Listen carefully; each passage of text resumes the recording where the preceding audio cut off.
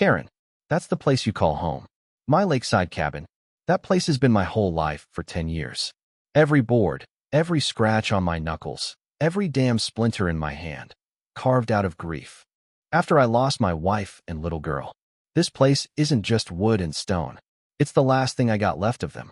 So picture this, sun barely up, still got mist on the lake, and here comes Karen. Blackwood in her spotless blazer, standing on my porch with a whole stack of HOA bylaws. She's flanked by 3 other board members, all looking like they'd rather be at brunch. Karen's tapping those fake nails on her folder like she's about to perform surgery. She's not here for small talk. Oh no, you've got 30 days to relocate or the HOA takes possession.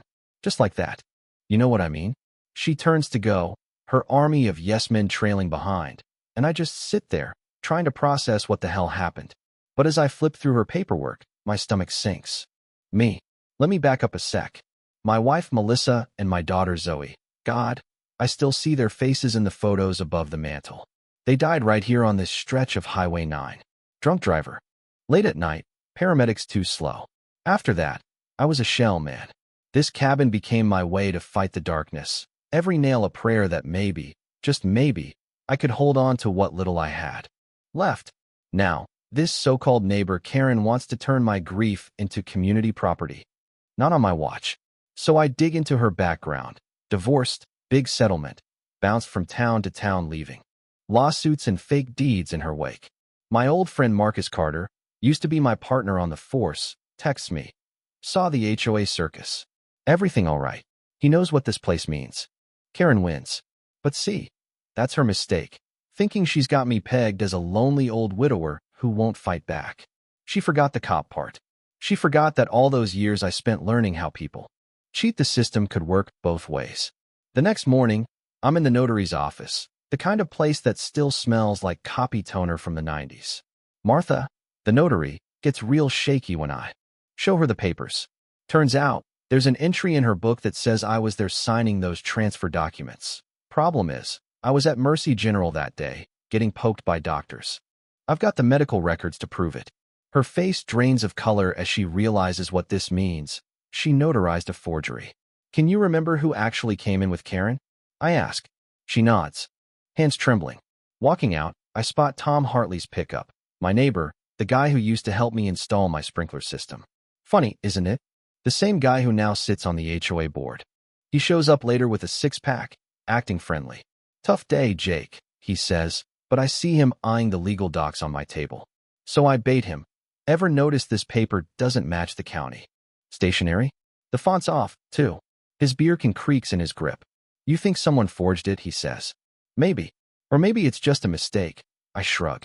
I let him stew in it, watching him sweat. That's when the game shifts.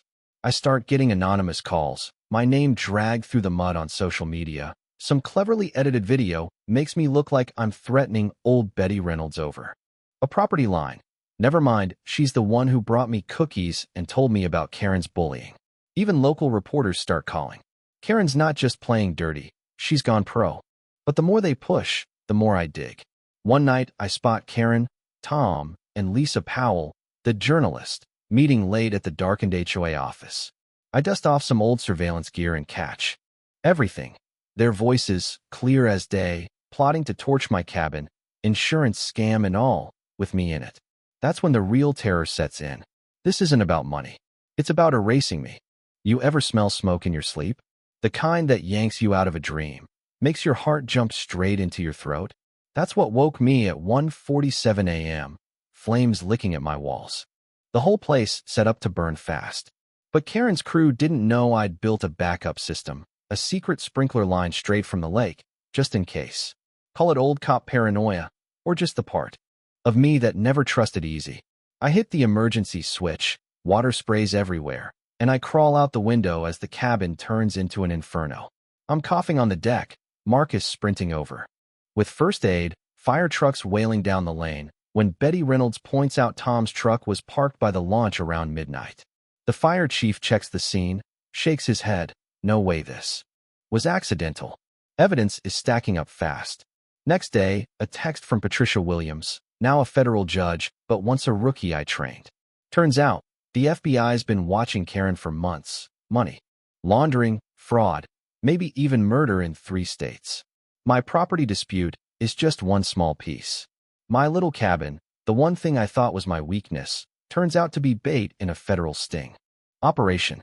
When they haul Karen into federal court, the town packs in to watch.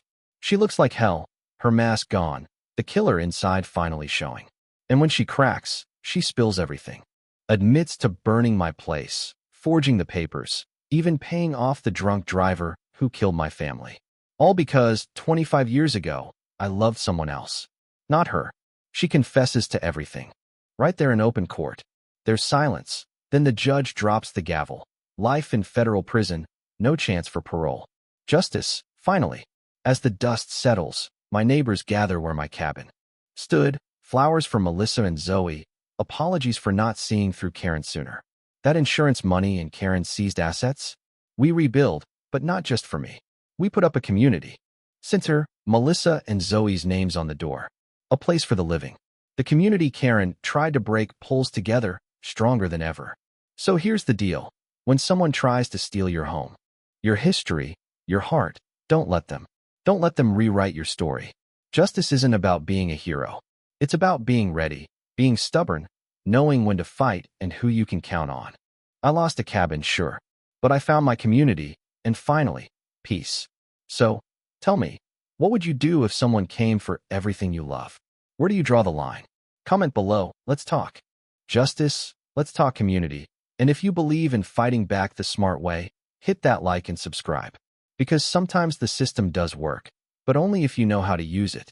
You ever notice how after a storm, the air feels different, sharper, maybe a little raw, but clearer too? That's exactly how it felt stepping out of that courthouse, the crowd parting. TV cameras flashing, neighbors gathering in tight little knots, whispering my name like I was some ghost risen from the ashes.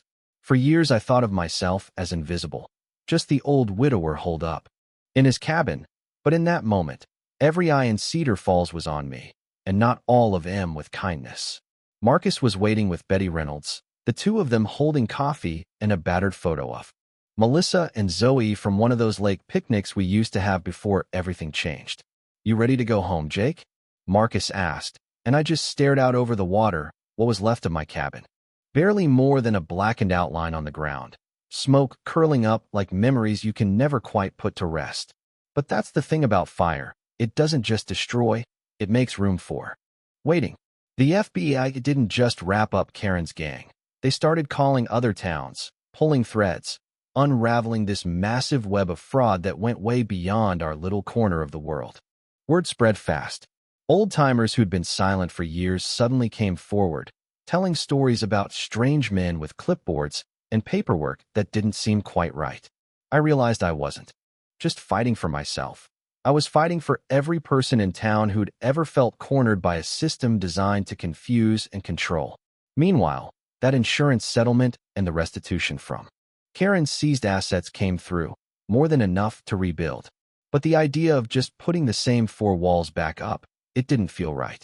I didn't want to be the man in the woods, frozen in grief, anymore. Instead, with the help of Betty and Marcus, we drafted plans for something bigger. A community center, right there on my old plot, named for Melissa and Zoe. Somewhere for people to gather, kids, families, even lonely old-timers like me who maybe just need a cup of coffee and a place to feel safe. You'd be surprised what that kind of project does to a town. Folks who'd been at each other's throats for years showed up side by side, painting walls, planting flower beds, arguing about what kind of swing set to buy. Little by little, people who'd hidden behind HOA rules and property lines started acting like neighbors again, like maybe, just maybe, we could be more than the sum of our fears. Not that everything was rosy. There were still hard conversations about trust, about forgiveness, about all the ways people let each other down. I had more than a few arguments with Tom Hartley, who eventually came clean about his role, cut a deal with the feds, and spent months working community service at the news center, looking every kid in the eye and telling them how not to make his mistakes. But there were good moments too. The day we hung Zoe's little bracelet in the front lobby, a piece of her that somehow survived everything. Betty read a letter Melissa wrote years ago about building a place where nobody ever felt left out. There wasn't a dry eye in the room. Sometimes, late at night, I'd sit on the new porch, looking at the moon's reflection on Lake Miller, thinking about all that was lost, and all that somehow endured. The pain never really goes away, not after something like that, but the guilt, the isolation, the feeling of being hunted, it fades, replaced by something sturdier. Community, maybe, or just a kind of hard-earned peace. Of course, Cedar Falls isn't perfect. There's always another dispute, another loudmouth trying to stir up trouble. But now, when someone stands, Marcus is talking about running for city council, Betty's running story hour for the kids, and I'm teaching a couple of teenagers how to swing a hammer, how to read a contract, how to stand your ground even when everyone else says to just give up.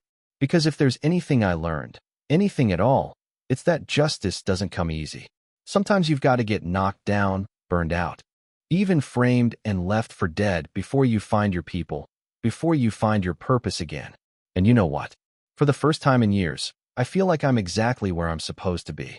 Not hiding from the world, not defined by tragedy, but right in the heart of things, building something that'll last longer than any grudge, any headline, any fire. That's what home really is. So let me ask you, if you were in my boots, would you rebuild, or would you walk away and start over somewhere else? Ever had to forgive a neighbor who crossed the line?